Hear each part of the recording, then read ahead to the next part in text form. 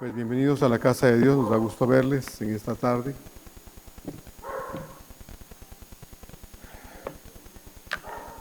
Es bueno poder estar en la casa del Señor y poder adorarlo juntos, ¿verdad? Es siempre un buen propósito y una buena decisión. El poder estar en la casa de Dios y saber que podría ser el último en esta tierra y qué bueno que nos encontrará juntos, ¿verdad? El Señor. Bienvenidos, nos da gusto ver a Sandra, a Ramón, hermana Claudia igual, viene desde lejos, hoy nos acompaña. Bienvenidos todos a la casa de Dios. Qué bueno, hermanos. Abran sus Biblias, por favor, Efesios capítulo 4. Efesios capítulo 4, vamos a leer los versos 26 al 29.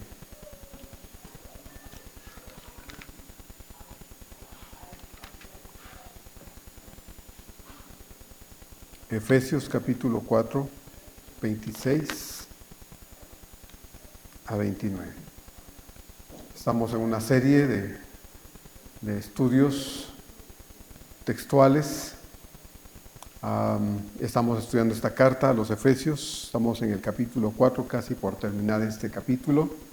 Aún nos falta un poco y nos va a durar otro tiempo más. Pero estamos en la parte de la carta que es lo que hemos llamado la parte práctica.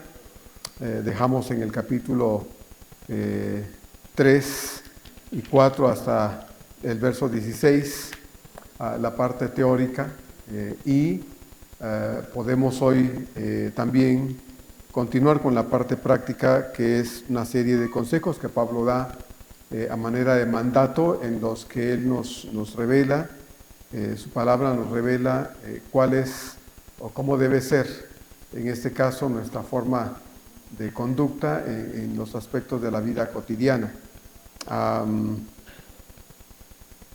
Y algunos asuntos que estamos tratando, pues claro está, muchas veces nos confrontan fuerte, porque al final, al exponernos a la palabra de Dios, sabemos muchas veces que quizás son las áreas de nuestra vida en las que estamos lidiando, batallando, y pues Dios es el único que nos puede ayudar, ¿verdad? Para poder dejar de ser menos inclinados a lo que no está bien, para estar más dispuestos a dejar a Dios hacer su voluntad en nuestra vida, de manera que podamos ser más como Dios quiere que seamos. Entonces estamos aquí en este texto de Efesios 4, 26 al 29, y es una parte que sigue a los que ya vimos la semana pasada. Quisiera leer desde el verso 22, le voy a pedir que me acompañe leyendo los versos 26 a 29, por favor. Lo vamos a hacer fuerte, juntos, 26 a 29. Yo voy a leer desde el verso 22. Dice: en cuanto a la pasada manera de vivir, despojaos del viejo hombre que está viciado conforme a los deseos engañosos, y renovaos en el espíritu de vuestra mente, y vestíos del nuevo hombre, creado según Dios en la justicia y santidad de la verdad. Por lo cual, desechando la mentira, hablad verdad cada uno con su prójimo, porque somos miembros los unos de los otros. Juntos, hermanos, los versos 26 a 29. Airaos, pero no pequéis, no se ponga el sol sobre vuestro enojo, ni deis lugar al diablo. El que hurtaba, no hurte más, sino trabaje, haciendo con sus manos lo que es bueno, para que tenga que compartir con el que padece necesidad. Ninguna palabra corrompida salga de vuestra boca, sino la que sea buena para la necesaria edificación, a fin de dar gracia a los oyentes. Amén. Nuestra antigua manera de vivir estaba plagada de formas de vida desagradables a Dios, pero todo eso no nos importaba ni nos incomodaba, porque estábamos sin vida espiritual. Por fuera, hacíamos toda clase de cosas. Muchas de esas cosas que hacíamos eran perversas, porque solo seguíamos lo que nos dictaba nuestro torcido corazón, porque en realidad estábamos muertos sin Cristo por dentro. Pero ahora que ya no estamos muertos, tenemos vida verdadera en Cristo, y por la presencia de ese Señor, Cristo, también la capacidad espiritual para vivir una vida distinta, fresca, nueva, cada día si así lo procuramos. El tema es el mismo, hermanos, vivamos según lo que ahora somos. Pablo centra su atención en estos 9 aspectos que mencionan estos versos del 25 al 31. Vimos uno de ellos la semana pasada, y aunque, como se ha dicho ya, la lista solo es una muestra, no es una lista exhaustiva de lo que en realidad es toda la realidad pecaminosa contra la que usted y yo batallamos cada día y a la que Pablo, en virtud de lo que es, ha dado la orden de vestirnos del nuevo hombre, como leímos ahorita en el verso 24, tratando cada día de abandonar, de dejar de lado todo eso para evidenciar en una vida práctica, hermanos, esta vida cristiana que ahora tenemos, que ahora somos. Pablo nos insta en estos versos del 26 al 29, en la que va a mencionar otros asuntos de la antigua vida que ya no deberían formar parte de nuestra práctica de vida cristiana, porque si lo vemos a la luz de lo que el texto de la Biblia dice, esto pues es parte de la vida vieja, una vida que ha sido sepultada juntamente con Cristo y a la que ahora, hermanos, debemos apegarnos, tratando de vivir de manera distinta, opuesta, radicalmente contrastante a lo que fuimos cuando no conocíamos al Señor. He querido repetir el tema de estos estudios, estas últimas 3 semanas ya con esta. He querido repetir el título, hermanos, de este sermón, de esta enseñanza, porque me parece que si hemos decidido creer en Cristo de todo corazón, y cuando digo que es de todo corazón, lo que estoy diciendo es que si hemos creído en Cristo sinceramente, de manera libre, convencidamente y de verdad, entonces usted y yo debemos, y lo repito, hermanos, usted y yo debemos vivir cada día de acuerdo a lo que confesamos voluntariamente que somos. Es decir, somos hijos de Dios.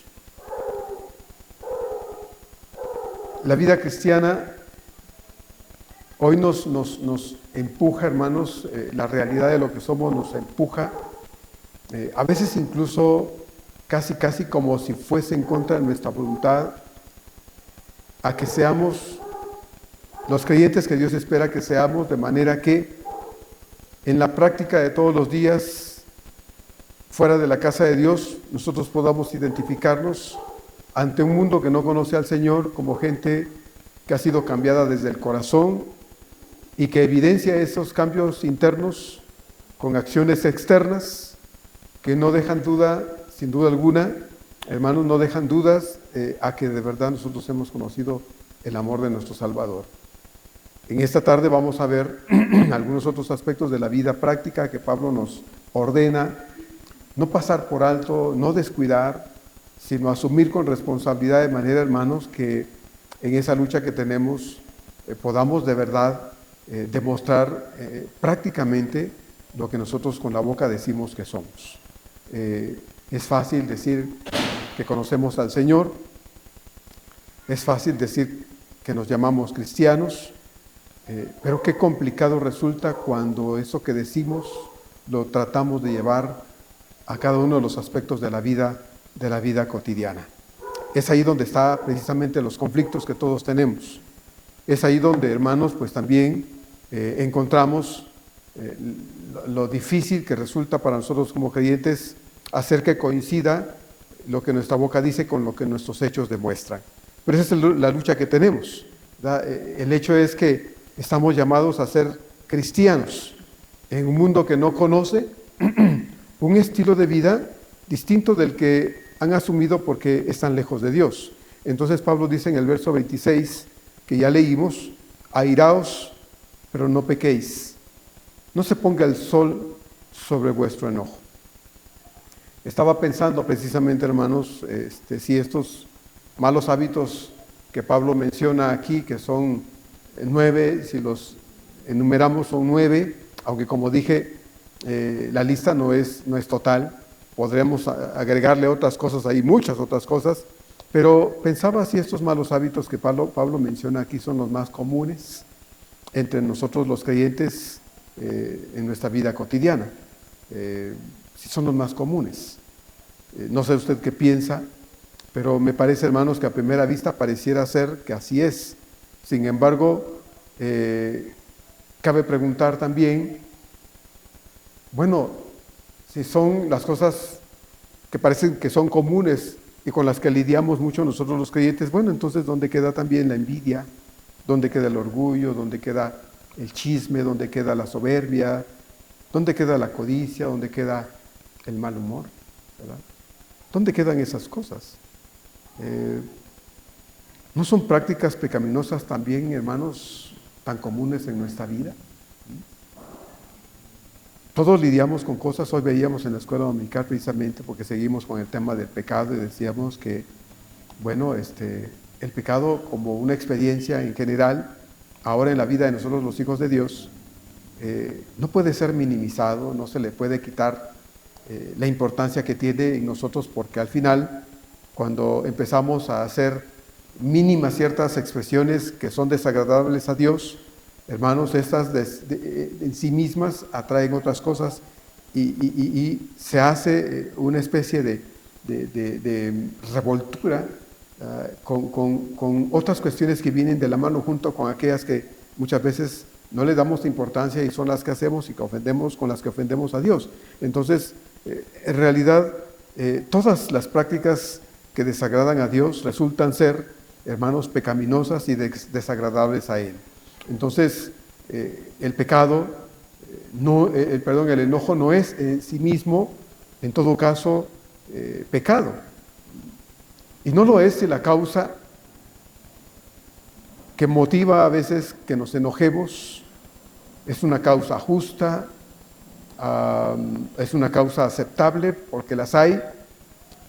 Si es una causa justa, aceptable, y nos lleva a enojarnos por alguna razón, por esas razones, entonces, hermanos, debemos procurar también que el enojo no sea solo una expresión emocional, sin ningún objetivo, porque si el enojo causado por algo justo es algo que experimentamos, bueno, entonces procuremos también que el enojo que sentimos nos lleve a tratar de remediar, si es posible, aquello que fue la causa por lo que nos enojamos. Pero yo me pregunto, ¿verdad? Todas las veces que nos enojamos, al evaluar los motivos, las causas, no siempre, hermanos, son justas, ni siempre son aceptables.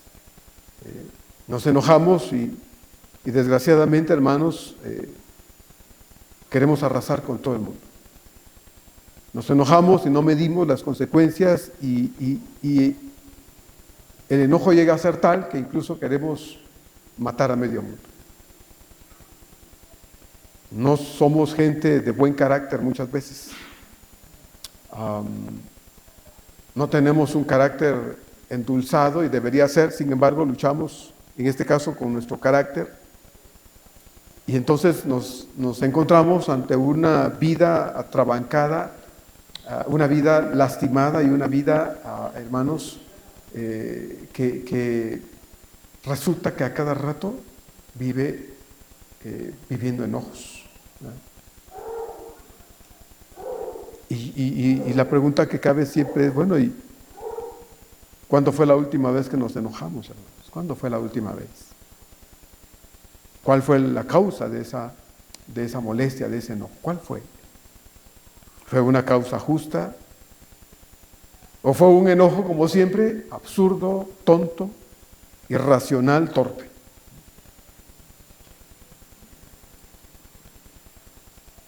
Porque no podemos llamarlo de otra forma. A veces tal vez hubo una buena razón, pero llevamos el enojo por el camino equivocado y se vuelve entonces torpe, tonto, absurdo, irracional, loco. Y lo peor es que no podemos, porque el enojo es a veces tan profundo y tan fuerte que no podemos darnos cuenta de lo que está ocasionando, de lo que está arrastrando. No todo enojo está mal. En el Antiguo Testamento encontramos el caso de Nehemías. Usted tal vez recordará a Nehemías, en el libro de Nehemías, precisamente en el Antiguo Testamento. Nehemías había llegado a Jerusalén con el propósito de reconstruir la muralla, pero se encontró con una serie de situaciones entre el pueblo y una de ellas, hermanos, una de ellas fue que se había dado que los ricos, los que habían quedado con más riqueza entre el pueblo después de la deportación, habían estado abusando de sus hermanos judíos pobres. Nehemías descubrió esto y se enojó muchísimo y les llamó fuerte la atención al punto de que los hizo reflexionar y cambiar de actitud y tomar decisiones correctas y justas. Pero dice ahí el texto, en el capítulo 5 de Nehemías, que se enojó tanto porque se había dado cuenta que sus hermanos, algunos, estaban abusando, los más ricos, de los más pobres. Y esto no fue el único enojo que Nehemías vivió. En otra ocasión, al final, en el capítulo 13 del libro de Nehemías, encontramos a Nehemías enojado otra vez. Y se enojó porque entre el pueblo había personas que se habían mezclado con gente de otras nacionalidades. Y entonces el pueblo que se había quedado dentro de la ciudad, dentro de Jerusalén, pues estaba revuelto, ¿verdad?, con otras culturas.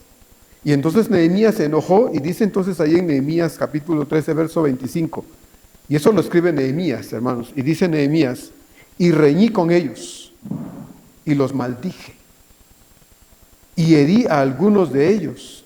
Y fíjese lo que dice Nehemías, y dice, y les arranqué los cabellos y les hice jurar diciendo, no daréis vuestros hijos a sus hijos, vuestras hijas a sus hijos, y no tomaréis de sus hijas para vuestros hijos ni para vosotros mismos. Yo no sé el grado de enojo que Nehemías llegó a experimentar cuando se dio cuenta de esta situación. No lo sé. Pero Nehemías se sincera y dice, reñí con ellos y los maldije. ¿Sí? Los maldije y algunos, dice, los herí. No sé qué hizo, que lastimó a algunos de ellos. Y dice, y les arranqué los cabellos. La acción de Nehemías obviamente parece justificable. Más bien el enojo de Nehemías parece justificable. Pero la acción de Nehemías parece que no lo es. ¿Verdad?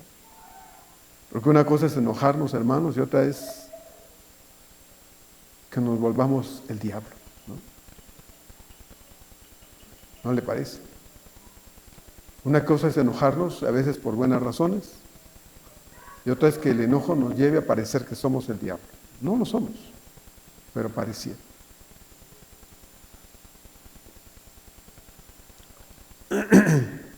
Ahí en Juan capítulo 2, es un texto muy particular, no lo vamos a leer, pero ahí en el capítulo 2 el Señor llegó a Jerusalén, llegó al templo y se encontró con que la casa de Dios estaba abarrotada, llena en el patio de gente vendiendo un montón de cosas. Y cuando el Señor lo vio, se enojó. Y dice que hizo tomó varias cuerdas e hizo una especie de látigo, ¿sí? Y entonces empezó a echar a todo el mundo de ahí. Enojado, corrió a todo el mundo y volcó las mesas de las personas que estaban vendiendo de todo. Volcó las mesas y les dijo, mi casa es casa de oración y ustedes la han convertido en un mercado. Pero estaba furioso el Señor, enojadísimo. Pero usted puede ver el texto ahí en Juan capítulo 2, que no dice que lastimara a las personas. Corrió a la gente, probablemente quiero imaginar, agarró ese látigo que había fabricado con algunas cuerdas y la sacudió, pero sin lastimar a las personas. Lo que demostró fue un enojo justificado, porque habían convertido su casa, la casa de Dios, en un mercado. Y él dijo eso: mi casa es casa de oración, pero ustedes la han convertido en un mercado. Y corrió a todo el mundo. Y dice Juan allí que se quedó ahí esperando que nadie pasara, que no debía pasar. Ahora, es en todo caso, pues incomparable la acción de Jesús con la acción de Nehemías, ¿no? Nehemías dice, bueno, los maldije, a algunos los lastimé y a otros les arranqué el pelo. Pues uno debe tener cuidado cuando se enoja de las reacciones que asuma, de la postura, la condición de su enojo, para no causar conflictos o para no hacer cosas que después, aunque lo lamente, no puede regresar el tiempo para poder corregir o remediar. Eso es, hermanos, a veces complicado. La casa de Dios se había convertido en un mercado. El Señor corrió a todo el mundo, pero jamás abusó de su posición, sino que solo demostró que estaba indignado con la actitud de las personas. Entonces, él sí se enojó, pero su enojo no fue un enojo absurdo, no fue un enojo abusivo, no fue un enojo grosero ni violento. No fue así. En el Antiguo Testamento encontramos otro caso. Un soldado sirio, no asirio, sino sirio, sin A. Ahí en 2 de Reyes, capítulo 5. Dice que era un hombre valiente, un general, el rey sirio lo había puesto como general de su ejército. Era muy valiente, era un hombre ejemplar en muchos asuntos, pero dice que era leproso. La lepra en ese tiempo era una enfermedad incurable. Pero una sierva que había sido traída de la tierra de Canaán le dijo, oye, allá hay quien te pueda sanar. ¿Por qué no vas? Y que te sane. Se refería al profeta Eliseo en este caso.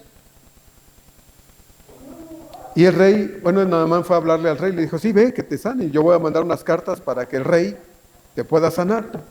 Y el rey le mandó unas cartas, el rey sirio le mandó unas cartas al rey de Israel. Y llegó Naamán y le dijo, vengo a ti para que me sanes. Y entonces el rey, al oír lo que el general le decía, rasgó sus ropas y dijo, ¿qué soy Dios yo para hacer esto? Y cuando Eliseo oyó lo que estaba sucediendo en el palacio del rey, mandó a llamar al general. Y aquel fue muy emocionado, porque probablemente esa iba a ser la respuesta a su conflicto de salud.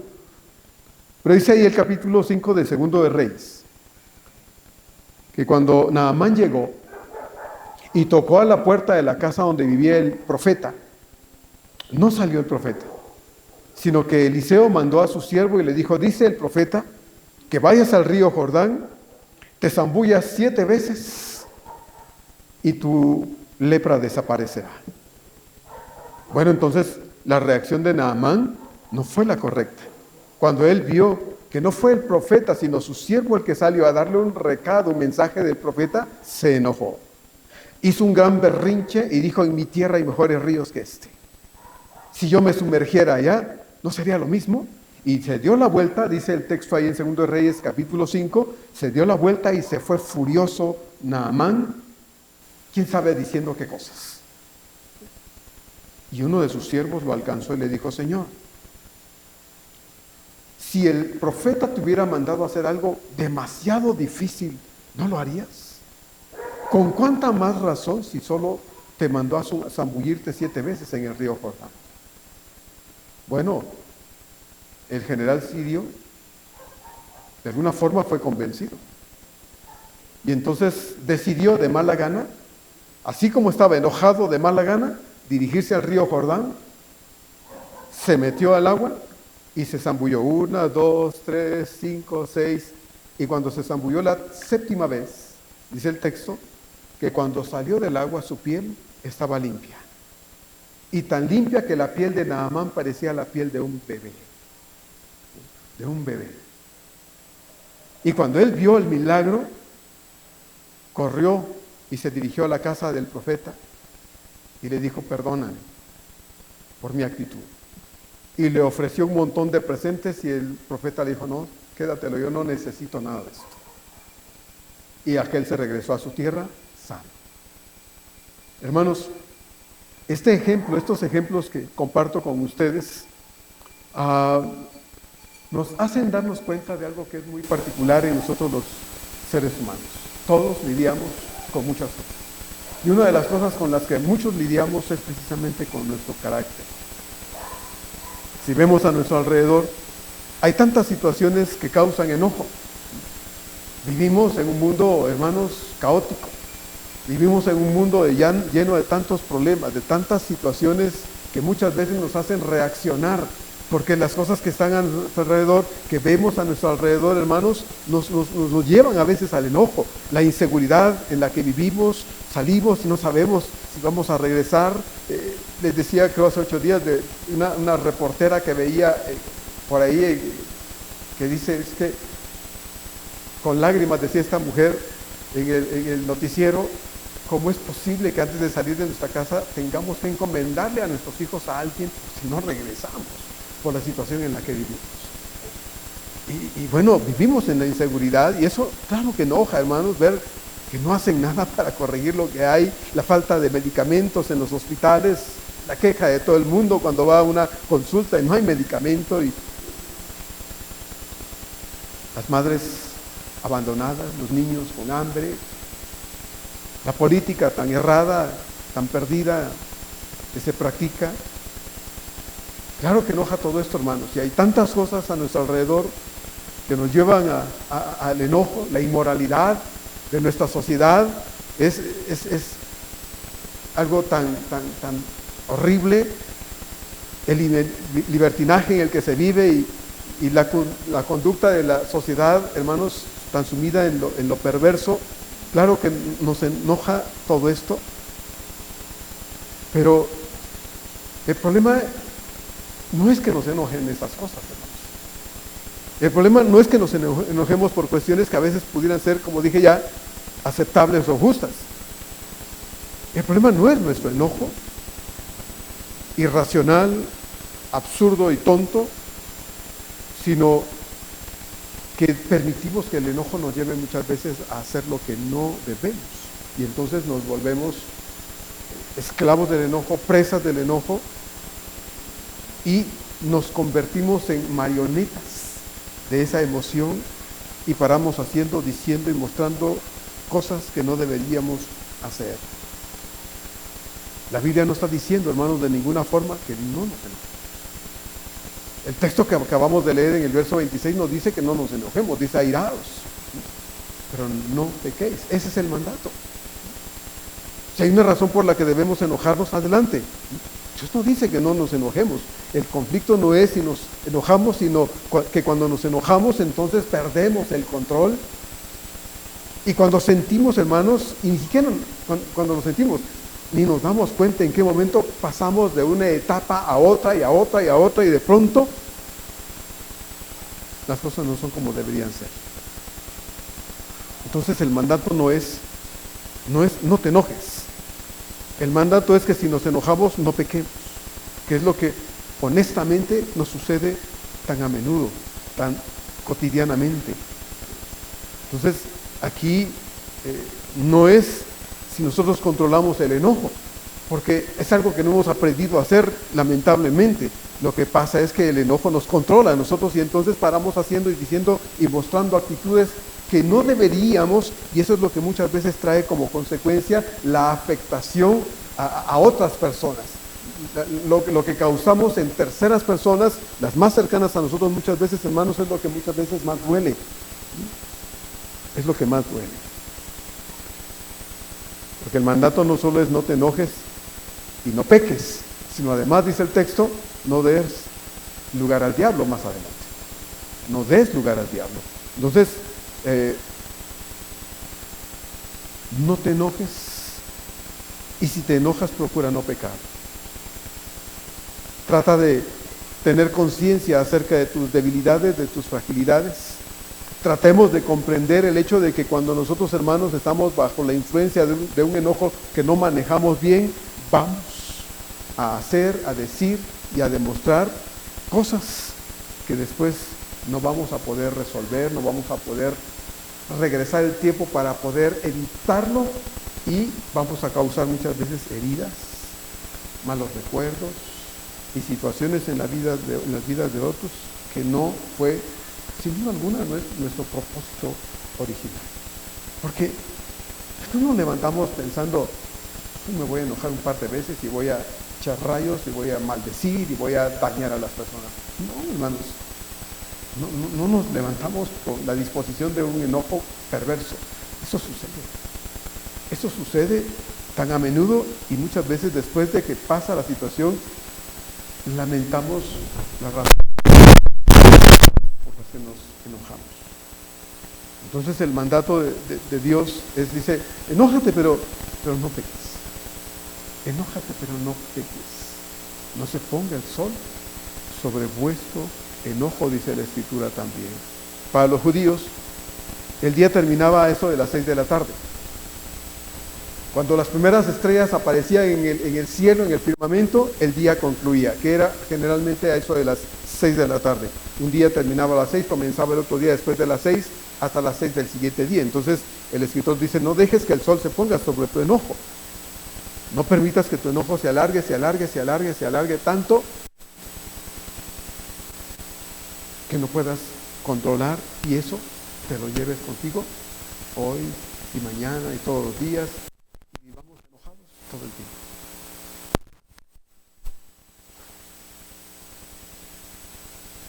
Así que lo que se nos ordena es que no nos permitamos el lujo de irnos, hermanos, a que el día concluya sin haber resuelto nuestros problemas, de ser posible. A veces no se puede. A veces lo mejor es esperar un momento, unas horas, o tal vez a descansar un poco para poder tener la cabeza un poco más en su lugar, de manera que entonces podamos hablar y podamos atender las causas por las que reventamos. Pero si es posible arreglar las cosas inmediatamente, el mandato es: no dejes que el sol se ponga sobre tu enojo. Una realidad que no es posible negar en todos nosotros, hermanos, es que todos nos enojamos y nos enojamos a diario.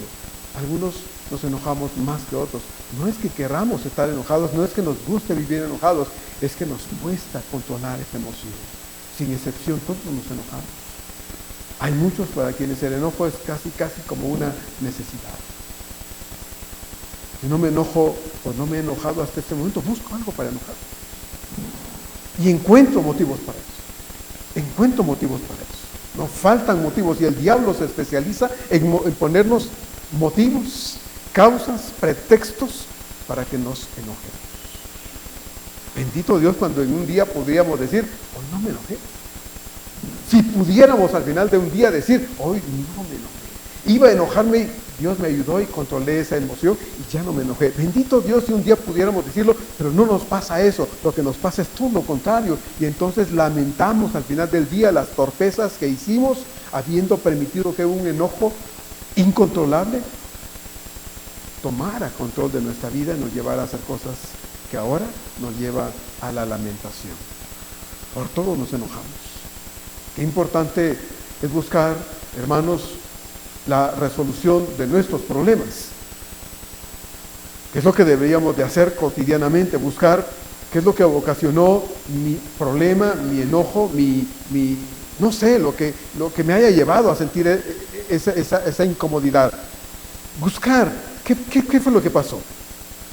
Porque un enojo no resuelto, hermanos, cuando no acostumbramos resolverlo, cuando no acostumbramos, como decimos, poner las cartas sobre la mesa y decir: bueno, pues sí, yo lo lamento, tener la disposición y ser honestos en ese sentido cuando decimos lo lamento para resolverlo, no hacerlo, hermanos.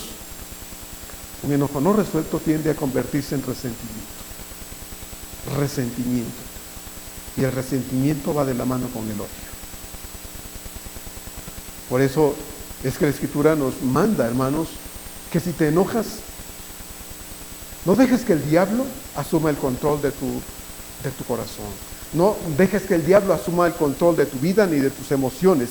porque ese no te va a llevar por el camino correcto, ese te va a llevar a destruir relaciones, a destruir confianza, a destruir afecto, a destruir y lastimar el amor que muchas veces nos tienen a nosotros, porque eso es lo que lastimamos, el amor, la confianza, el afecto, la admiración de nuestros seres queridos para comenzar.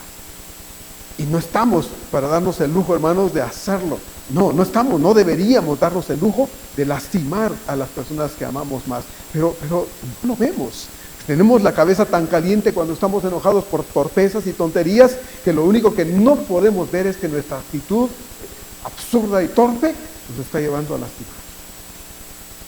Y hacer cosas que si no nos atrevemos a corregir, vamos a ocasionar resentimiento y odio en el corazón de aquellos que no deberían albergar esa basura, pero nosotros estamos propiciando que en su corazón se albergue el resentimiento y el odio también. Y un corazón resentido y recipiente del odio, hermanos, se vuelve un corazón preso de las raíces de amargura. Preso de las raíces de amargura. Y las raíces no son como algunas plantitas, esas raíces no son como algunas plantitas que echan una especie de tapete. Hay plantitas que usted las puede arrancar así con facilidad. Sus raíces están por encimita y no hay problema, las arranca, pero hay otras que primero se troza la planta que arrancar y sacar sus raíces. Tendrá usted que buscar un objeto, un pico, un machete, una cuchara de esas, una pala de jardinería para rascarle y rascarle y rascarle, y va a ver que la raíz estaba tan profunda que era imposible que usted pudiera arrancar esa planta porque estaba profunda la raíz. Dice la Escritura que ese odio y ese resentimiento, hermanos, en el corazón de muchos se vuelve raíces profundas de amargura. Y podremos ver a las personas, podremos tratar con ellas, pero hay algo en el fondo del corazón que nos hace sentir aversión, rechazo. No lo mostramos de manera que lo puedan notar, pero en el corazón no sentimos algo que nos haga apreciar, respetar, valorar. Se trate a veces de quien se trate. Puede ser el esposo, la esposa, el papá, la mamá, el hijo, la hija, alguien muy cercano. Esas raíces de amargura son producto de problemas y situaciones no resueltas. Y esas raíces de amargura, hermanos, son resentimientos, ¿verdad? Jamás resueltos, que comenzaron con un enojo que no se quiso aclarar, que no se quiso resolver y tampoco quitar de por medio con alguien o con algunos. Y ejemplo de esto es Caín y Abel. Dos hermanos, uno guardando rencor al otro. Tan profundo fue el odio de Caín por su hermano que lo mató. Y tal vez usted y yo no matamos a alguien de quitarle la vida física, la vida biológica a alguien, pero matamos relaciones y decimos ya no. Con esta, con este o con estos, ya no. Y sí, a veces es una relación diplomática, pero no una relación de amor, porque el amor se acabó.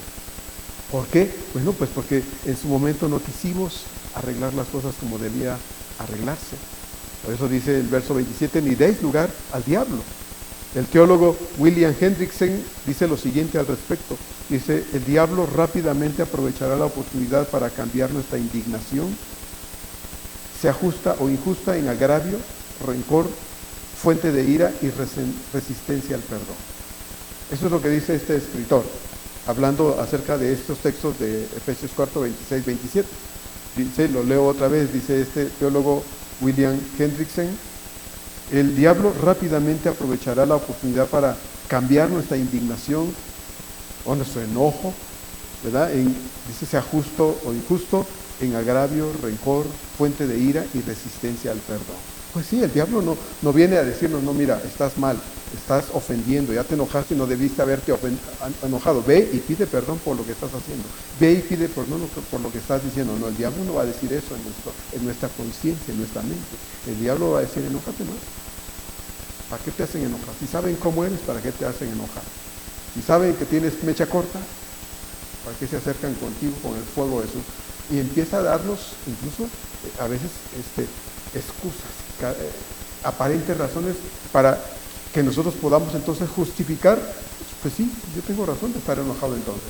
No, no tienes razón para enojarte, como lo haces muchas veces. No tengo razón para enojarme como lo hago muchas veces, porque me llevo entre los pies a muchas personas y lastimo a muchas personas, aunque ese en principio no haya sido el objetivo, porque nunca pensé que me iba a enojar de esa forma, y mucho menos que enojado iba a lastimar. Todos nosotros, los hijos de Dios, no deberíamos despreocuparnos, ni minimizar el poder del diablo, ni sus artimañas, ni sus engaños, y deberíamos en el poder de Dios resistirlo. Así dice Santiago 4:7, someteos pues a Dios, resistid al diablo y huirá de vosotros. Sométanse a Dios, dice Santiago, resistan al diablo y va uno. ¿Qué es resistir? Resistir no es aguantar, hermano. Resistir es encontrar en Dios las fuerzas y el poder para no dar lugar a actitudes y situaciones que nos van a llevar después a lamentar. Si ya lo sabemos, porque no es la primera vez que nos pasa, si ya lo sabemos, ¿por qué entonces le seguimos el juego a esa cucaracha para poder permitirnos a nosotros, hermanos, esas situaciones en donde, como ya sabemos, vamos a parar, a veces llorando, lamentando cosas y pidiendo perdón? ¿Por qué? Bueno, pues porque somos necios y porque no nos gusta oír a Dios. Él dice que debemos resistirlo, que debemos encontrar formas en Dios para no dar lugar a cuestiones que nos enojen, tratar de ser más sabios, más prudentes, de manera que nuestras reacciones no sean las acostumbradas, sino distintas, porque eso es lo que va a demostrar, como ya dije al principio, hermanos, que no somos lo que fuimos, que somos nuevas personas, y que a través de estas situaciones comunes y corrientes de la vida, hermanos, de la vida cotidiana, demostramos de verdad que nosotros somos hijos de Dios. No deberíamos ponernos a las patadas con el diablo. A ese debemos rechazarlo desde el principio con sus artimañas. No debemos darle ventaja alguna en ninguna ocasión para que se meta en nuestros pensamientos, porque va a corromperlo todo. Por lo que tampoco es bueno, cuando estamos enojados, continuar con esa emoción sin ponernos un alto a nosotros mismos, porque va a arrastrarnos al resentimiento, al odio, lo cual desagrada sin duda alguna el corazón de Dios. Y hay cristianos con corazones resentidos, con enojos crónicos, que se llevan hasta el sepulcro porque no fueron jamás capaces de resolverlo de ninguna manera, aún sabiendo que debían hacerlo. Díganme ustedes, hermanos, si esto es exagerado, si esto es algo que me estoy inventando. Pues no lo estoy inventando ni lo estoy exagerando. Gente que no ha querido resolver sus problemas y primero se mueren, que encuentren una ocasión o aprovechen las que tienen para poder resolver sus problemas. ¿Cuántos cristianos viven rumiando viejos rencores? Ya deberían haberlo pasado por completo y lo vuelven a regresar y lo vuelven a rumiar y lo vuelven a regresar y están rumiando cosas y ya deberían haberse resuelto las cosas. Posiblemente muchos enojos pudieron haberse evitado, pero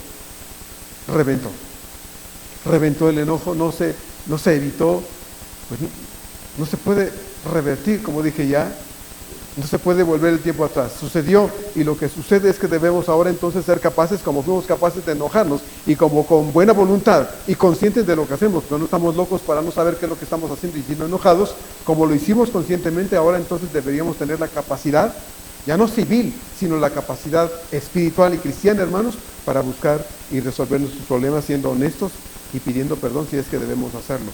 Entonces, posiblemente muchos enojos pudieron haberse resuelto entonces, pero no lo hicimos. Así es que debemos aprender de lo que nos pasa y de las malas experiencias y del lodo que se vuelve en nuestro corazón, la experiencia de nuestros enojos que nos llevan a vivir situaciones inapropiadas como para desear evitar que nos vuelva a suceder. Pedro le preguntó al Señor en Mateo 18:21, Pedro le preguntó al Señor, Señor, ¿hasta cuántas veces debo perdonar a mi hermano que peca contra mí? ¿Hasta 7? Los maestros de Israel enseñaban que debía perdonarse 3 veces, basados en textos de Amós, en donde veían a Dios perdonar cierta cantidad de veces, decían, no, entonces nosotros debemos perdonar hasta 3 veces. Bueno, eso es lo que enseñaban los rabinos en Israel, perdona 3 veces.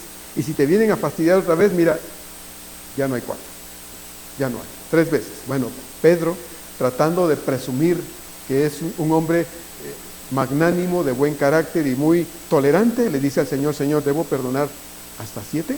Más del doble. ¿Ya? Entonces le dice el Señor en Mateo 18:22, el Señor le responde a Pedro y le dice, no te digo hasta 7, Pedro, sino aún hasta 70 veces 7. Hasta 70 veces 7. Lo que Jesús le dijo a Pedro es que el perdón genuino es ilimitado. Obviamente, hermanos, nosotros no ponemos a prueba a nadie para que nos esté perdonando. No, el perdón no es juguete en las manos de nadie, ni es un juego en las manos de nadie. El perdón es una bendición que Dios ha puesto en el corazón de nosotros unos para con otros. Y aunque el perdón es ilimitado y usted y yo tenemos la deuda del perdón unos con otros aquí en el templo, en la iglesia, en nuestra relación fraternal y en la relación que tenemos en casa y con nuestros amigos y parientes y etcétera, el perdón tampoco es un medio para abusar. Bueno, pues insulto y luego perdono, pido perdón, insulto y pido perdón, porque al fin y al cabo la Biblia dice que me debes perdonar. No, de ninguna manera. Debemos evitar caer en ese juego diabólico porque entonces estamos siendo abusadores de los demás. Nos volvemos abusadores haciendo cosas que lastiman, ofenden, agreden y entristecen y hacen llorar. Y voy y pido perdón y creo que con eso las cosas se arreglaron. No, de ninguna manera. Eso no funciona así. No debería funcionar así. No deberíamos tener una mente tan torcida pensando que así debe ser. No, no es así. Porque si te lo hicieran a ti, ¿te gustaría? Entonces, en la regla del Señor tampoco se aplica a los demás. No hagas a los demás lo que a ti tampoco te gustaría que te hicieran. Entonces, si a ti no te gustaría que te estén pidiendo perdón, pero antes te ofenden una y otra y otra y otra vez y te vienen a pedir perdón y tú tienes la obligación de perdonar, entonces tampoco lo hagas a los demás. ¿Ya? Es una regla del Señor. Entonces dice el Señor, perdona. El perdón es una deuda entre nosotros. Ahí mismo en el capítulo 18 de Mateo, el Señor reafirmó estas palabras a Pedro con una historia de 2 deudores. Eso lo puede leer usted en casa con tranquilidad, Mateo 18.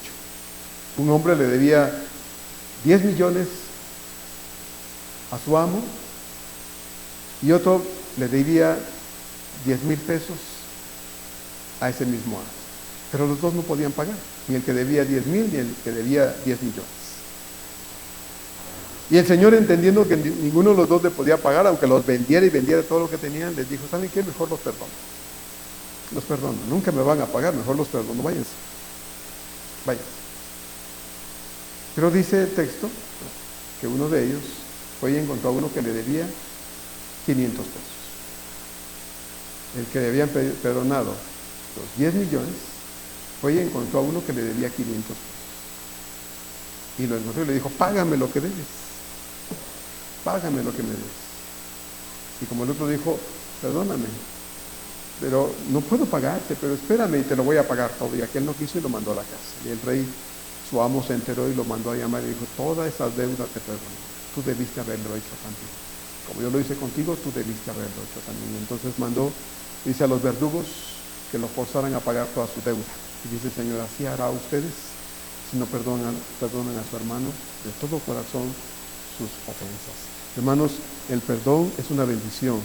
Sí es una bendición, pero nosotros tenemos la responsabilidad de no estar causando situaciones en las que tengamos que obligar a nuestros hermanos a perdonarnos bajo el pretexto de que es un mandato de Dios. De ninguna manera, hermanos. Sí se otorga el perdón.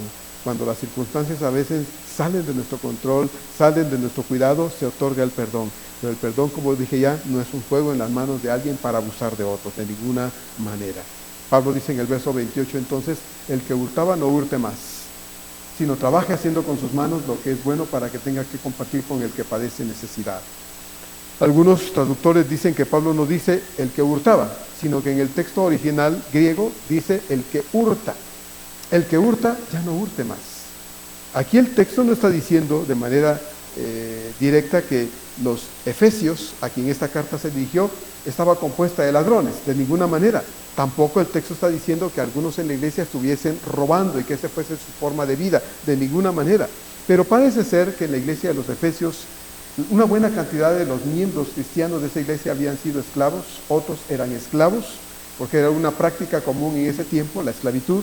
Muchos eran esclavos, y muchos de esos esclavos cristianos en casa de sus amos, en donde no tenían un sueldo, prestaciones, vacaciones, ni nada de eso que hoy disfrutamos quienes tenemos un empleo, siendo esclavos no tenían derecho a ninguna de esas cosas, eran esclavos las 24 horas, 7 días, toda su vida, y se morían siendo esclavos. Bueno, algunos de esos esclavos se veían en la tentación de quedarse con ciertas cosas de sus amos y pensar, pues todo el tiempo le sirvo y nunca me da nada, pues tengo derecho a quedarme con algo y disfrutármelo yo. Pablo dice, el que hurta, no hurte más. Si tienes la intención de quedarte con algo que no es tuyo, no lo hagas, no robes. Es el mandato de Pablo aquí, no robes. No porque lo estuviera haciendo, sino porque la tentación quizá era quedarse con lo que no era suyo, y entonces Pablo dice, no lo hagas, no tienes necesidad de robar. Obviamente, hermanos, robar no tiene que ver solo con el dinero, porque lo relacionamos generalmente con el dinero, ¿verdad? Robar dinero. En general implica que se pueden robar muchas otras cosas también. Se pueden robar ideas, se pueden robar ilusiones, se pueden robar proyectos, tiempo con personas, se puede robar la confianza, se puede robar la tranquilidad, la paz, la alegría, en fin, se puede robar de muchas formas. Pero Pablo también propone la solución, que en términos de lo que es normal, es lo correcto, es lo bueno, es lo que se debe, lo que se espera en este caso, y es en este caso que en vez de robar, dice Pablo, pues trabaja. Las labores manuales son, cuando se trata de una ocupación honrada, hermanos, una fuente de bendición no solo para quien trabaja, sino para aquellos que muchas veces son objeto de las bendiciones de aquellos que trabajando pueden apartar parte de sus recursos, una parte de sus recursos, para compartir con algunas personas que tienen necesidad. Y todos creo que en la vida lo hemos hecho alguna vez. Pero siendo que esto es dirigido a creyentes, lo que Pablo está diciendo es, bueno, mira, mejor dedícate a hacer tus labores, gana tu dinero con honradez, de modo que apartes un poquito de eso que tú ganas, de ese dinero que obtienes por tu trabajo, y procura hacer bien a otros compartiendo de lo que tienes. Nadie se queda pobre por dar un poquito, y nadie es más rico por no dar nada y quedárselo todo. Lo que Dios enseña en su palabra, hermanos, es que quien tiene más debería de ser más generoso, porque si los que no tienen, como vimos cuando estudiamos las cartas a los Corintios, pueden ser generosos, con cuánta más razón, si Dios nos ha dado a algunos un poquito más, podemos ser un poquito más generosos también. Así es que trabajar es una bendición de Dios, no es un castigo, como bien o como mal dice una canción por ahí. Trabajar no es un castigo, hermanos, es una bendición. Adán tuvo que trabajar aún antes de que el pecado entrara en su corazón. No trabajó como castigo. Obviamente Dios después en el capítulo 3 le dice a Adán, ¿sabes qué? Con sudor comerás todos los días de tu vida. Pero antes de que Adán y Eva cayeran en el pecado, Dios ya le había dado responsabilidades a Adán. Así es que el trabajo, hermanos, no es una maldición, el trabajo es una bendición. Y aún la Escritura dice, porque Pablo enseña a los tesalonicenses, que si no trabajas, dice, no comas, ¿verdad? El que no trabaja, dice, no coma. Entonces, trabajar con nuestras manos es una bendición, porque cuando trabajamos honradamente y obtenemos recursos para poder sustentar nuestras necesidades, y estas son sustentadas, son suplidas, son cubiertas, y tenemos un excedente de lo que necesitamos para la vida cotidiana, y ves a tu hermano en necesidad, entonces puedes compartir con él, porque Pablo repite palabras del mismo Señor, Hechos 20:35. En los evangelios no las encontramos, pero de alguna forma Pablo escuchó a su Señor Jesucristo mencionar estas palabras y las enseña. Hechos 20:35 dice, en todo se ha enseñado que trabajando así se debe ayudar a los necesitados y recordar las palabras del Señor Jesús, que dijo, más bienaventurado es dar que recibir. Esa es una bendición. El que tiene y comparte es bendecido por Dios. Y no lo hace para ganarse el cielo, porque siendo creyentes sabemos que el cielo ya lo tenemos dado, otorgado, regalado por Dios por nuestra fe en Él. Así es que lo damos, lo hacemos, damos, compartimos y ayudamos en las necesidades de otros, porque estamos, en este caso, imitando a nuestro Señor, quien, hermanos, hasta hoy no ha dejado de ser generoso supliendo todo lo que necesitamos todos los días. Así es que, sí, es cierto, no comemos carne todos los días, no comemos cosas extrañas, raras y carísimas todos los días, pero nuestro estómago se llena, bendito sea Dios, y Él suple todo lo que nos hace falta, desde nuestros pies hasta nuestra cabeza, porque Él es generoso todos los días con todos nosotros, como bien dice el Señor en Mateo capítulo 6.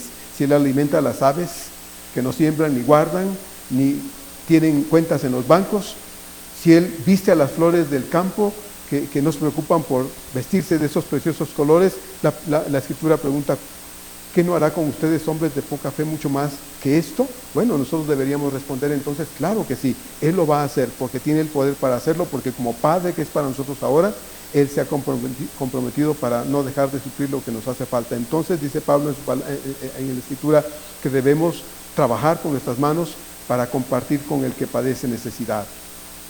El Señor dice ahí en Mateo 25, 34 al 40, quiero leerlo rápidamente, quisiera no pasar por alto este texto de la palabra del Señor, porque eso de compartir no siempre nos gusta, esto de dar no siempre nos gusta. Hay gente que dice, ¿yo por qué voy a dar si a mí me cuesta tanto ganármelo, ¿verdad? ¿Por qué voy a compartir? Es cierto, a usted le cuesta ganárselo, pero acuérdese que quien se lo da no es su patrón, no es su habilidad para hacer negocios, es Dios quien se lo da.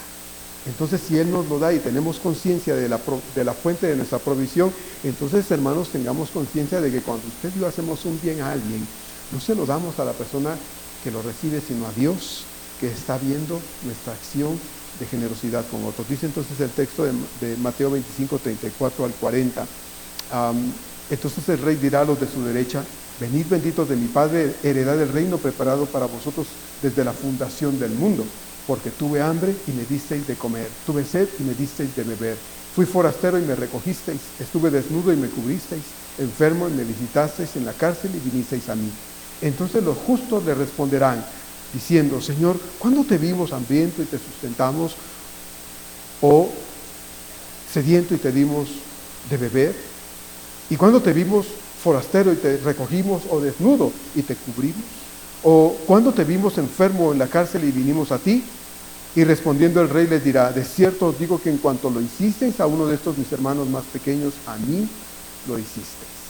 Eso es lo que Dios dice en su palabra, hermanos. Si usted le da a alguien, no espere que se lo devuelvan. No espere que le hagan algo en correspondencia de lo que usted da. No, demos sin esperar ni siquiera las gracias. Si no nos las dieran, no se vaya refunfuñando diciendo, ay, ni le hubiera dado nada, ni las gracias me dio. No esperen ni las gracias de nadie, hermanos. ¿Por qué? Porque quien usted busca agradar no es la persona que lo recibió, sino Dios, que es testigo del corazón que usted tiene de imitarlo a Él en su generosidad.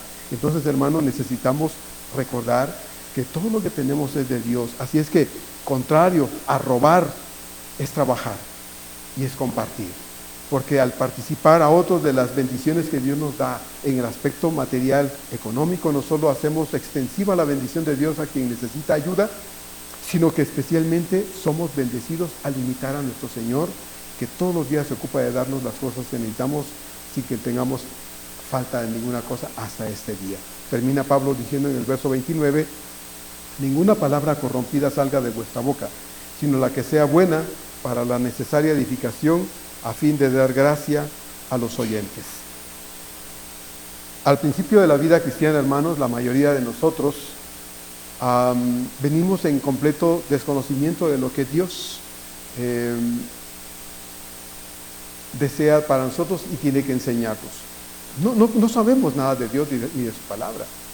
La mayoría viene desconociendo las Escrituras.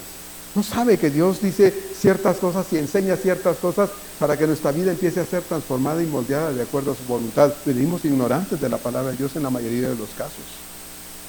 Pablo trata aquí este verso 29 acerca del lenguaje sucio, del lenguaje vulgar, del lenguaje asqueroso, podrido, ¿verdad? Que acostumbramos cuando venimos sin conocer a Cristo, al conocimiento de Él, y nos integramos a su iglesia, a su pueblo, ¿verdad? Venimos y estamos, pero como dije ya, como no sabemos de la Biblia y como no conocemos las Escrituras, entonces pues obviamente nuestro lenguaje es el de todo el tiempo. es el que hemos acostumbrado, es el que aprendimos, ¿verdad? Desde niños, en nuestro contexto, en nuestra familia, porque incluso a veces desde la familia aprendemos muchas cosas horribles y cuando vamos a la escuela y nos juntamos con nuestros amigos y todo eso, pues obviamente se van sumando más cosas y nuestro lenguaje se vuelve un lenguaje, como dije ya, un lenguaje vulgar, sucio, que no es el que deberíamos tener, no es el que deberíamos tener, pero que es el que vamos a aprender a limpiar, a renovar en la medida en que vamos conociendo la palabra del Señor. Entonces, Pablo trata aquí en este verso 29 de este tipo de lenguaje sucio que bajo las costumbres antiguas formó parte de nuestro diario vivir en relación con todas las personas que conformaban nuestro círculo de contactos. Hablábamos, nos expresábamos y externábamos toda clase de palabras vulgares. Ese era nuestro único modo de expresión. No conocíamos otro. Y no nos incomodaba, que es lo que notábamos. O ahora que conocemos al Señor y recordamos cómo éramos, cómo hablábamos, no nos incomodaba decir lo que decíamos, expresarnos como nos expresábamos. Al contrario, buscábamos tal vez nuevas palabras para ser más al tono de nuestro contexto. Y aprendíamos y todo eso estaba impregnado en nosotros de manera que no nos incomodaba ni nos importaba, porque lo que abundaba en nuestro corazón era lo que fluía desde el corazón por nuestra boca. Por eso ahí en Mateo 12:34 dice, en palabras de nuestro Señor, Mateo 12:34, el Señor le dice a los religiosos del pueblo, dice, generación de víboras, ¿cómo podéis hablar lo bueno siendo malos? Porque de la abundancia del corazón habla la boca. Entonces, el Señor se sorprendió, como les dije, creo, ya hace poco, que esos religiosos hablaran cosas tan bonitas y el corazón estaba podrido, ¿verdad? Entonces dice, ¿cómo pueden ustedes hablar cosas buenas si su corazón está podrido? Porque la abundancia del corazón habla la boca. Se espera que usted y yo, hermanos, luego de ser enseñados por la palabra de Dios, estemos siendo transformados desde el interior por el poder de Dios a través de su palabra.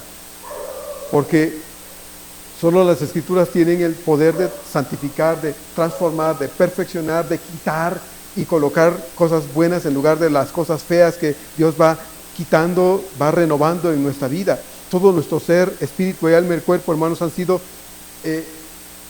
objeto de la gracia de Dios y la misericordia de Dios, y paulatinamente hemos sido transformados, hemos sido cambiados. Yo no estoy diciendo que ya llegamos al límite de una vida transformada, porque usted y yo lo sabemos. Acabamos de estar hablando del enojo, acabamos de estar hablando del robo, acabamos de hablar la semana pasada acerca de la mentira, ¿verdad? De mentir, de decir mentiras, y en la semana, pues obviamente, hermanos, hemos mentido, en la semana hemos robado, en la semana hemos dicho cosas que no debemos, nos hemos enojado, hemos actuado de manera absurda y torpe.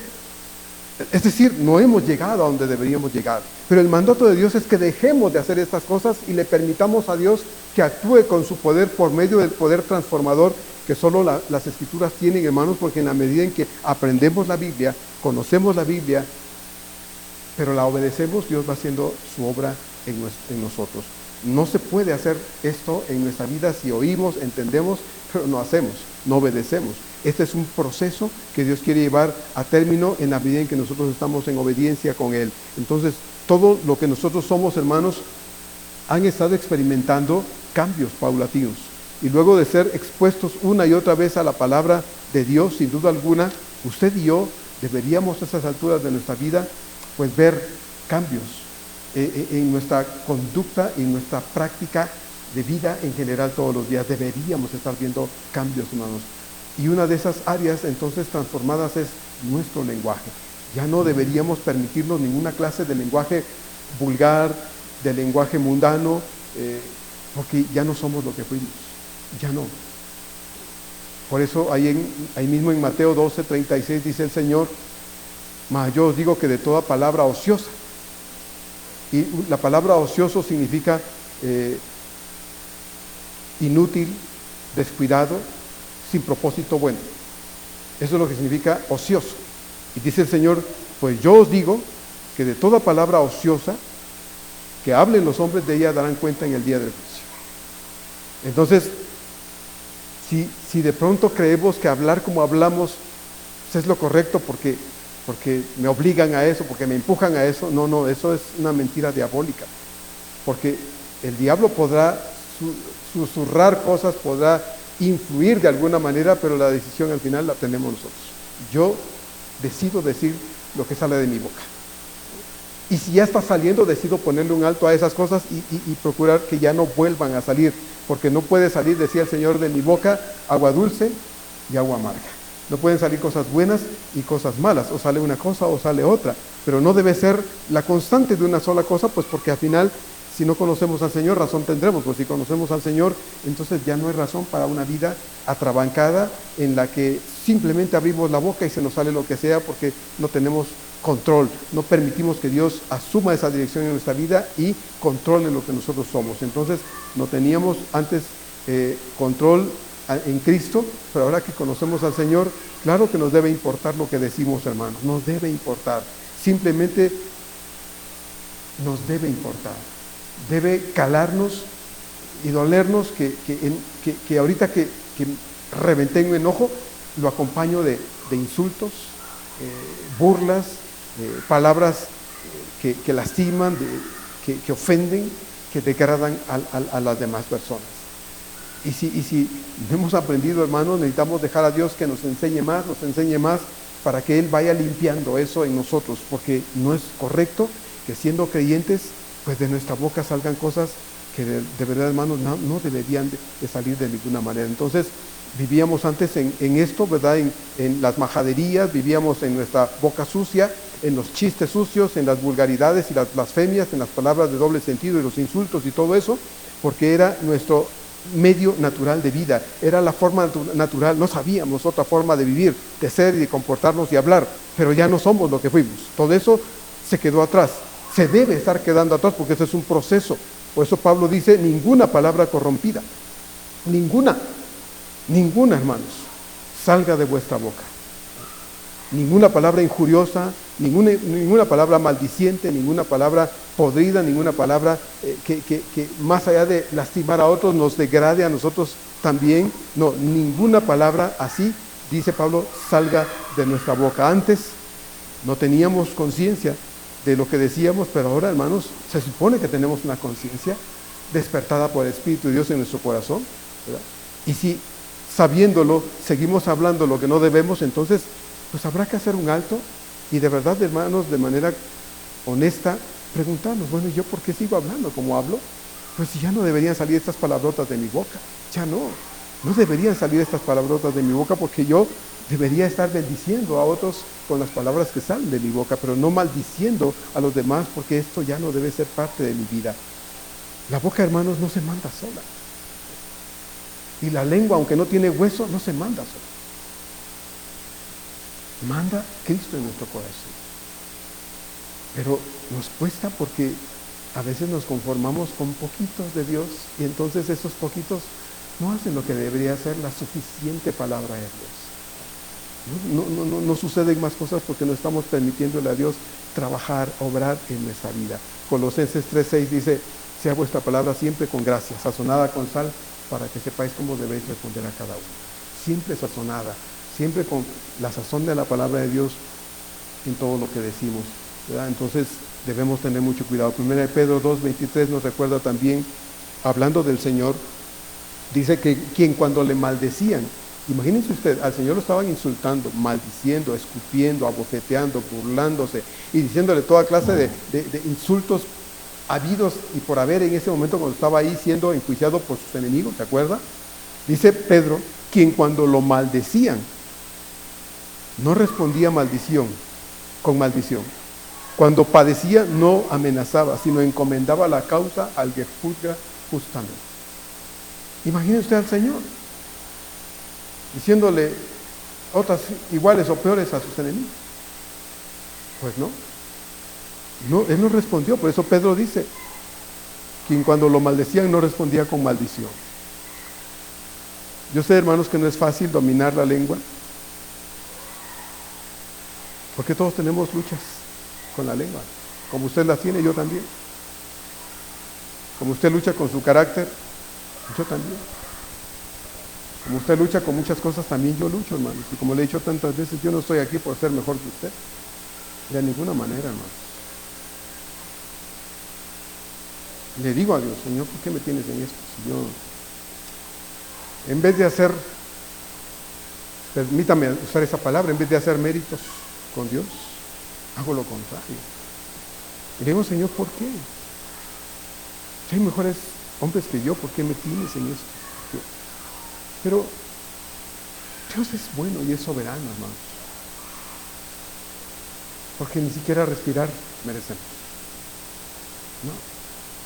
Si es que podemos usar esa palabra, no nos hemos ganado este aliento que estamos jalando ahorita en nuestros pulmones, ¿no? Al contrario, lo que merecemos es que Dios nos corte el aliento y diga, se acabó, ya me hartaste, me tienes hasta aquí, Marco, ya rebasaste mis límites, ya me fastidiaste. Eso es lo que yo me merezco de Dios. Yo no sé usted, pero yo sí. Y Dios no me ha triturado, no me ha masacrado. Con solo desearlo, Dios haría que desapareciera. Yo. Pero Dios no lo hace. Entonces, ¿qué debo entender? Bueno, que aunque no es fácil dominar todos los aspectos de mi vida con los que batallo y lidio y con los que desgraciadamente avergüenzo a mi Señor, Dios tiene misericordia de mí. Por eso Lamentaciones 3 nos recuerda que porque Dios no ha decaído en su misericordia y su fidelidad se renueva todos los días, es que abrimos los ojos, es que nos movemos y estamos aquí, es que tenemos esperanza de regresar la otra semana y venir y adorar a un Señor que conoce lo que hemos sido en estos días que se acabaron ayer, la semana, y que sabe que en realidad, comenzando conmigo, hermanos, no lo honramos, no lo dignificamos, no caminamos en su voluntad y sin embargo aquí estamos empezando otra semana. Aquí estamos empezando otra semana. ¿Usted cree que se la mereció? Yo no, hermanos.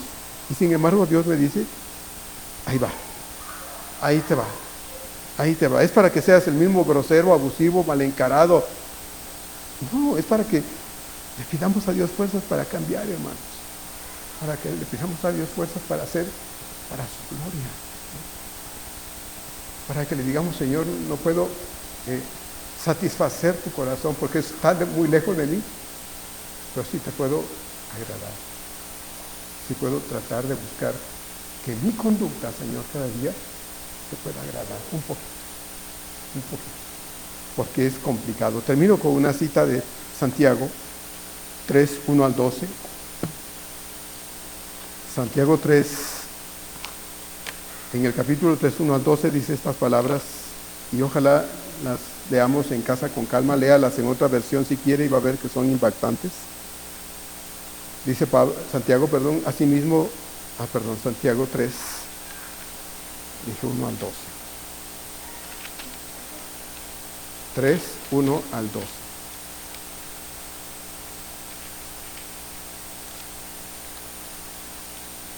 Dice, hermanos míos, no os hagáis maestros muchos de vosotros sabiendo que recibiremos mayor condenación. Porque todos ofendemos muchas veces. No dice algunas veces, dice muchas veces, a diario, hermano, cada rato. Si alguno no ofende en palabra, este es varón perfecto, capaz de refrenar todo su cuerpo. Pues yo no me encuentro aquí, hermanos, yo en esta categoría no me encuentro, se los digo de todo corazón, no estoy aquí. Y aquí dice, nosotros ponemos freno en la boca de los caballos para que nos obedezcan. Y dirigimos así todo su cuerpo. ¡Qué gran animal! 800 kilos, 1000 y tantos kilos un caballo. Y le pones un freno y lo llevas para donde quieres, lo paras, lo adelantas, lo que sea. Mirad, dice también las naves, aunque tan grandes y llevadas de impetuosos vientos, son gobernadas por un pequeño, muy pequeño timón, por donde el que las gobierna aquí. Así también la lengua es un miembro pequeño, pero se jacta de grandes cosas. He aquí cuán grande bosque enciende un pequeño fuego. Y la lengua es un fuego, un mundo de maldad. La lengua está puesta entre nuestros miembros y contamina todo el cuerpo e inflama la rueda de la creación y ella misma es inflamada por el infierno. Porque toda naturaleza de bestias y de aves y de serpientes y de seres del mar se doma y han sido domadas por la naturaleza humana. Pero ningún hombre puede domar la lengua, que es un mal que no puede ser refrenado, llena de veneno mortal. Con ella bendecimos a Dios. Hoy lo estamos bendiciendo. A Dios y Padre. Y con ella, al rato, maldecimos a los demás. que están hechos a la semejanza de Dios. De una misma boca proceden bendición y maldición, hermanos míos. Esto no debe ser así. ¿Acaso alguna fuente hecha por una misma abertura agua dulce y amarga? Hermanos míos, ¿acaso puede la higuera producir aceitunas o la vid higos? Así también ninguna fuente puede dar agua dulce y salada. Y como diría el Señor, para usted tanto como para mí, el que tiene oídos para oír, que oiga. Vamos a orar. Padre, en esta tarde te damos gracias, porque tu palabra siempre, Señor, nos sacude. A veces, Señor, nos incomoda y nos molesta, porque está tocando esas partes de nuestra vida, Señor, con las que a veces parece que en vez de batallar estamos entrando en tratos, y parece que en vez de poner en su lugar todas esas cosas, Señor, nos hacemos amigos de todas esas cosas. Padre Santísimo, aquí estamos, pidiéndote, ayúdanos. Sé tú nuestra fuerza, Señor, a través de tu palabra bendita, luz. Como bien dice tu palabra, luz en nuestro camino. Sé esa verdad eterna en nuestro corazón, no para hacer ahí, permanecer como un fósil, Señor, o como algo cuando andamos bajo llave, sino para que nos guíe, nos enseñe, nos revele las cosas que tú quieres revelarnos, Señor, y nos ayude a ser un poco mejor delante de ti. Señor, lamentamos que muchas veces damos un paso para adelante y 10 para atrás. Lamentamos, Señor, que lejos de agradarte te dejamos tanto que desear en tu corazón. Porque, Señor, pudiendo hacer lo correcto, elegimos lo contrario. Sabiendo que estamos mal, le sumamos a eso con nuestra necedad, con nuestra terquedad. Señor, eso soy yo. Y eso es tu pueblo, Señor, porque pues estamos revestidos de esto humano que es tan complicado, Señor, rendir a tus pies. Es tan complicado, Señor, tirar a tus pies, completamente entregado a ti, Señor, para que tú lo gobiernes, para que tú lo transformes. Así es que ayúdanos, Señor, nos das una nueva semana. Y nuestro anhelo es, como dice un canto por ahí, Señor, nos gusta tanto, Señor, es honrarte a ti. Amado Padre, pues gracias, porque sé que lo que hoy dijiste ha entrado a nuestro corazón. Esperamos, Señor, que nos ayudes a que se haga realidad, que podamos, Señor, tener la disposición de obedecerte, Señor, a ti más que a nuestros bajos instintos, a nuestra vieja naturaleza. Esa, Señor, debemos dejar que se muera de hambre. Nos gusta alimentarla, pero somos necios. Y entonces no deja de tener influencia en nuestra vida, Señor, y llevarnos por experiencias amargas, difíciles, complicadas. Pero gracias, Señor. Gracias porque te tenemos a ti, y teniéndote a ti, tenemos el poder en nosotros que levantó a Jesús de entre los muertos. Gracias, Señor. Ayúdanos, te lo pedimos, para ser un poco mejor para ti. Te lo pedimos en tu nombre, Señor Jesús. Amén.